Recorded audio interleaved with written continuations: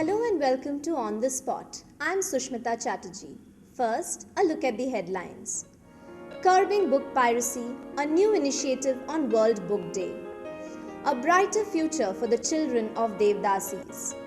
Bangalore Skywalks, useful or useless? Now, the news in detail. For all those who prefer picking up a Rushdie or a Rowling at amazingly low prices from the roadside sellers, the recent initiative taken by the Bangalore Booksellers and Publishers Association might come as a disappointment. We have a special report. Book piracy is booming in the city. You only have to take a walk along the pavements to see what a big business it has become. But on World Book Day, the Bangalore Booksellers and Publishers Association decided to put an end to it. Police department from Government of Karnataka informed our Bangalore Booksellers and Publisher Association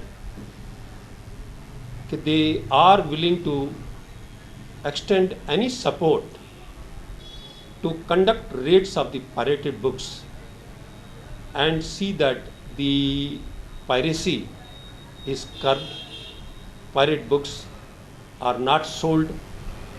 The book industry in India incurs a loss of about 700 crore rupees every year because of book piracy. Authorities say printing units here have now begun pirating books, though most of the pirated books are brought to Bangalore from other states. I bought this book from a roadside vendor for 80 rupees and the same book is available for 395 rupees at a bookstore. This pirated copy's paper quality is bad, the print is terrible and even some pages are missing. But that does not seem to matter to some readers.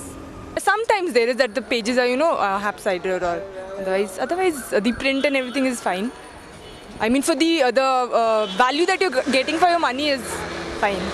Koramangala, MG Road and Indira Nagar are some of the areas in the city where booksellers can be seen along the pavements. While most of them refuse to speak on camera, some say there are other ways they can fight the ban. Every day they come and take 10 to 15 rupees. Yeah, it's only police who come and take. As for the bookshop owners, they say the initiative is not going to be of much help. No, every now and then we go to the police and what they do is they confiscate the books. But these guys, I told you, they have become very smart. Earlier they would have 100 copies of a bestseller. Now what they would do is just keep 3 copies and 5 copies so that even if they're confiscated, they'll only lose about 3 or 5 copies. It is too early to tell if the publishers' initiative to curb piracy will become a success. But one thing is for sure. Till that happens, authors, publishers, good bookshops like these and even the government will continue to suffer huge losses. With camera person Indira and Mehroon, this is Sushmita Chatterjee reporting for On the Spot. Last week, the state government announced a scheme to rehabilitate 50,000 Devdasis. But many are wondering if it is possible to put an end to the Devdasi tradition from the roots. Sreemoyee visits an organization which aims to do just that by taking under its wing the children of Devdasis. This is Sandhya, the youngest of 70 children under the care of Visthar, an organization that looks after the children of Devdasis. These children are aged between 6 and 13. Visthar takes them in at this age because this is when they attain puberty and are more likely to be dedicated by their families as Devdasis. It is here that they are given a proper education and training so that they can lead a normal life. There is a scope for also doing occasional training programs wherein the children are also learning making of terracotta products, making products out of recycled handmade paper. Theatre is definitely one of the components of that. They also learn tailoring and also knitting so that the children can, in course of time, they can be on their own whenever they like to. Visthar educates these children and enables them to sit for the Karnataka Open School examinations. Totally 6 subjects ಇಲ್ಲಿ science, maths, social, Kannada, English, Hindi. In Visthar, With Samagraha Siksha Shalaya, we are running a school for Devdasi children. In 2005, the Padvi Yojana was started. The concept of Devdasi is illegal, but in Visthar, there is an opportunity for such children to learn and be educated. I am extremely proud to be associated with Visthar. The children are sent home twice a year for a 15-day holiday. Sometimes the parents don't allow their children to return. Visthar volunteers then have to go and persuade them to come back. ನೀವು ಮನೆಯಿಂದ ದೂರ ಇದೀವಿ ಅಂತ ಯಾವತ್ತಾರ ಬೇಜಾರು ಅನ್ಸಿದ್ಯಾ? ಇಲ್ಲ. ಇನ್ನು ನಿಮಗೆ ತುಂಬಾ ಸಂತೋಷವಾಗಿದ್ದೀರಾ? ಸಂತೋಷ. ನಿಮಗೆ ಯಾವ ವಿಷಯ ಸಬ್ಜೆಕ್ಟ್ ಅಂದ್ರೆ ತುಂಬಾ ಇಷ್ಟ ಸ್ಕೂಲಲ್ಲಿ? ಎಲ್ಲ ಇಷ್ಟ. ನೀವು ದೊಡ್ಡವರಾದ್ಮೇಲೆ ಏನಾಗಬೇಕು ಅಂತ ಇಷ್ಟ ಇದೆ? ಟೀಚರು, ಡಾಕ್ಟರು, ಸೇವಕಿ. ಶಾಲೆಯಲ್ಲಿ ಆಟವಿದೆ ಪುಟ್ಟ, ಶಾಲೆಯಲ್ಲಿ ಪಾಠವಿದೆ.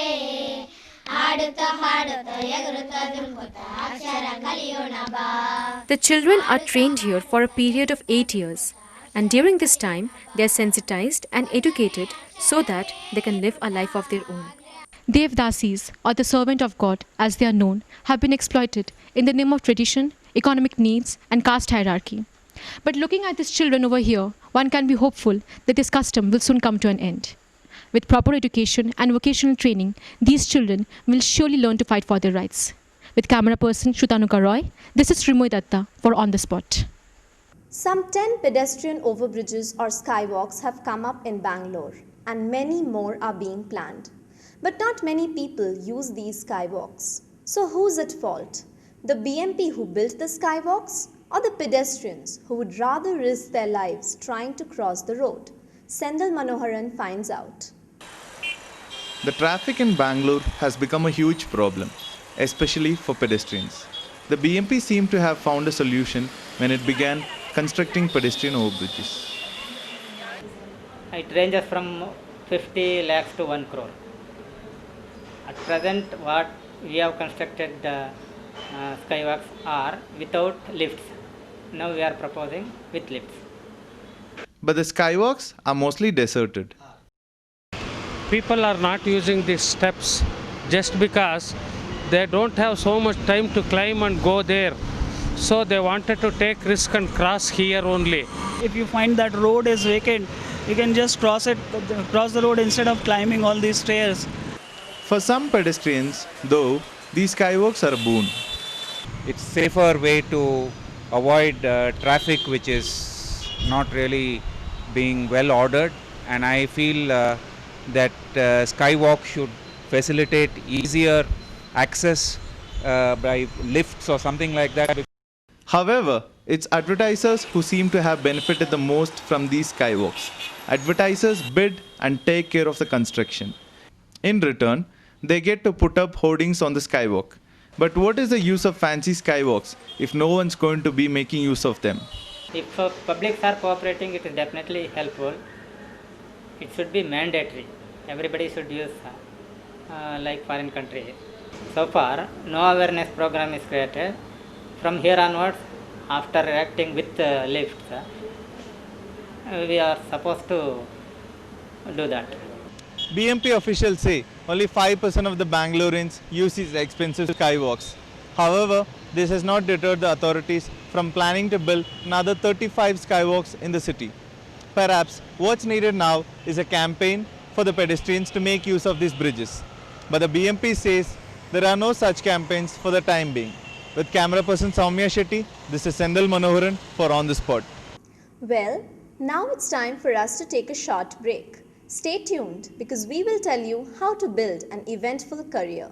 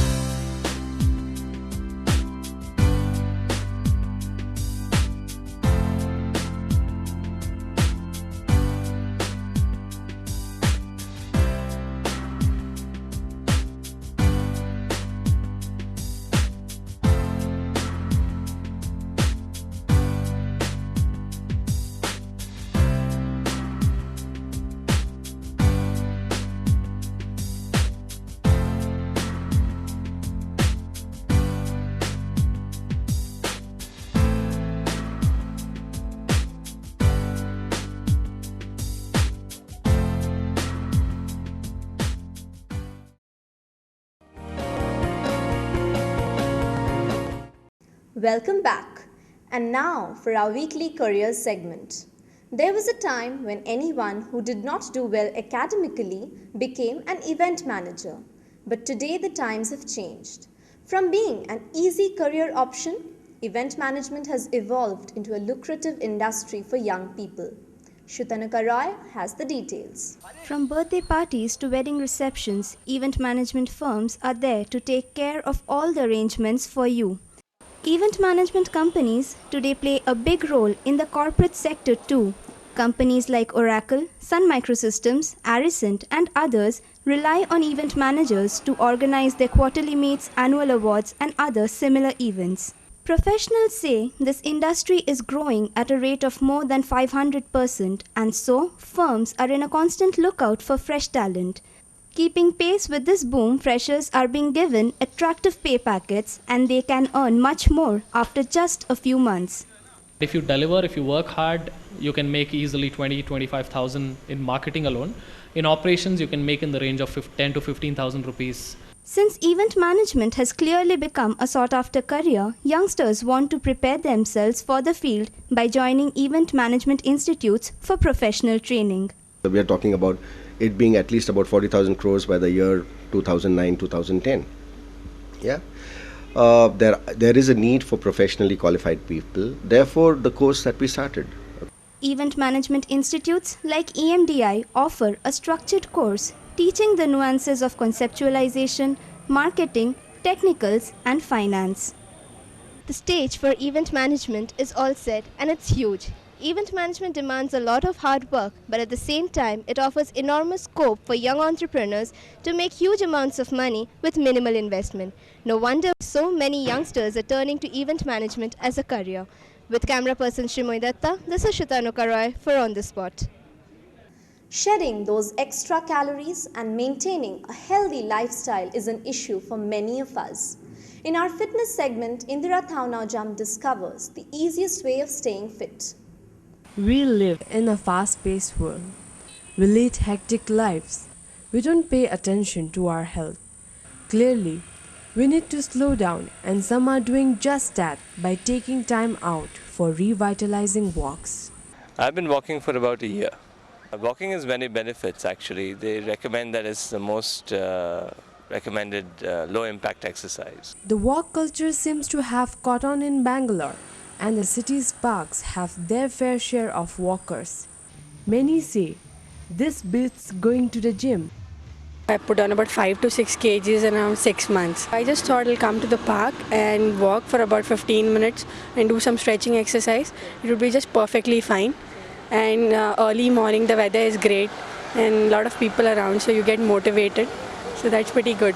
So walking is better than going to a gym.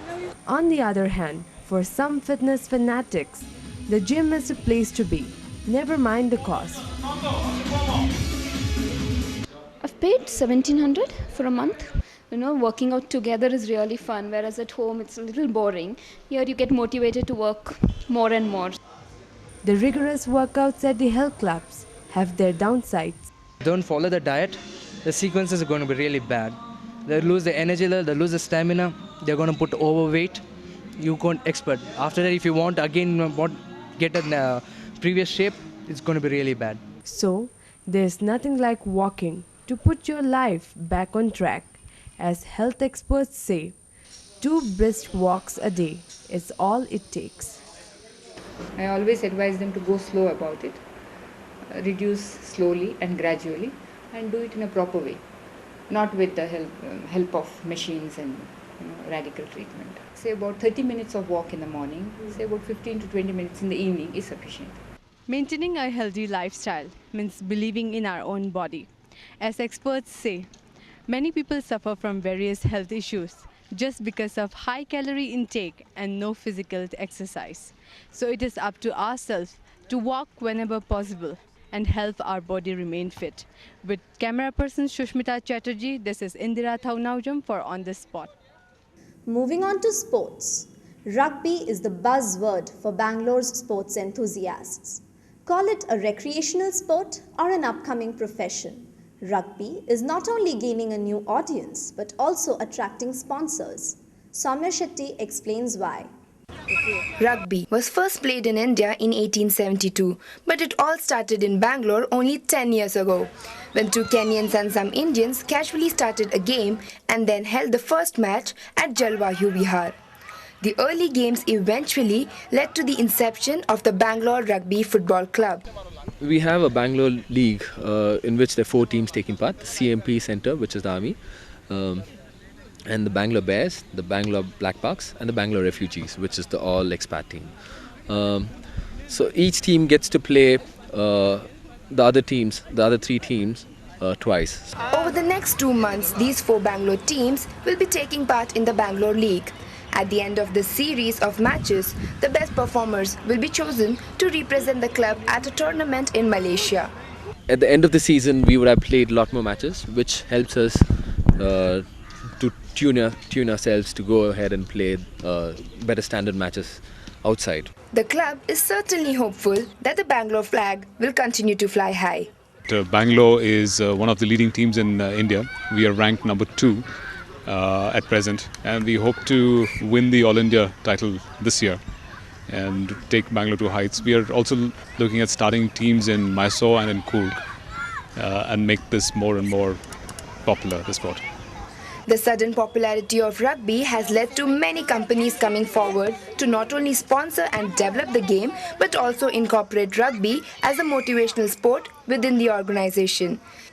In fact, a milder version of the game, tag rugby, has been devised to enable non-professionals and even children to play the game.